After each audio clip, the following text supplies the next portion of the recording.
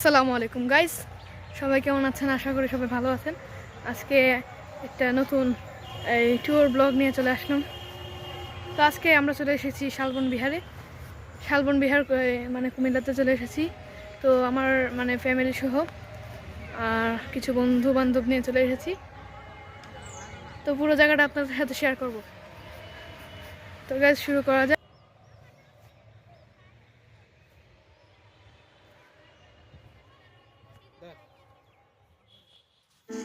So guys আমরা শুরু করে দিয়েছি ঘোরাঘুরি।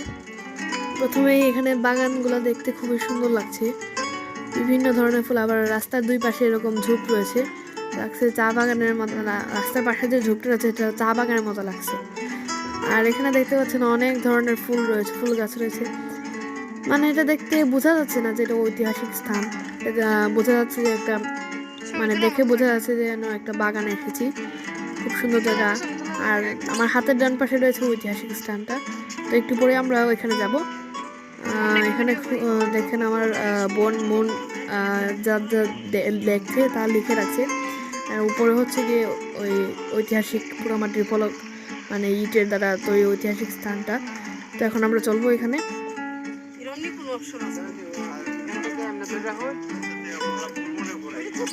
গাইজ দেখেন এখানে কত রকমের ফুল গাছ, ফল গাছ, কত রকমের গাছ রয়েছে।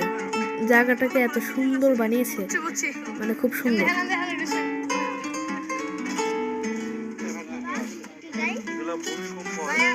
এই যে গাইজ এখন আমরা উপরে উঠবো। উপরে উঠবার এটাই মূলত আসলে শালবন বিহারের ঐতিহ্যটা।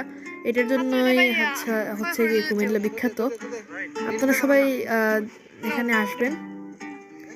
তো এটা উঠতে একটু কষ্ট হচ্ছিল, সবাই উঠে গেছে, ভাই বাবাও উঠে গেছে। তো এখন আমরা যাব শালবন বিহার থেকে শালবনে, মানে শালবন বিহারের পাশে রয়েছে শালবন। এটি একটি পিকনিক স্পট। তো এই হচ্ছে শালবনটা। এখানে বিভিন্ন ফুচকা, চানাচুর, ঝালমুড়ি এসবের দোকান রয়েছে। এটা বেশি বিশেষ কিছু না, তবুও দেখতে পারেন যারা জঙ্গল ভালোবাসেন।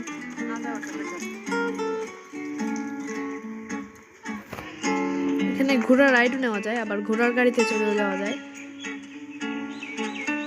কুমিল্লা সামাজিক বন বিভাগ সতর্কীকরণ বিজ্ঞপ্তি। এই যে গাইজ এখানে কোটবাড়ির রোডে আর কি, এই যে ঘোড়ার গাড়ি গাইজ। তো ঘোড়ার গাড়ির এদিকে না গিয়ে আমরা এখন ব্যাক করবো হচ্ছে গিয়ে তাই ইয়াতে যাব।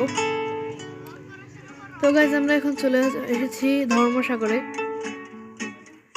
কুমিল্লার একটা দর্শনীয় স্থান হচ্ছে ধর্মসাগর।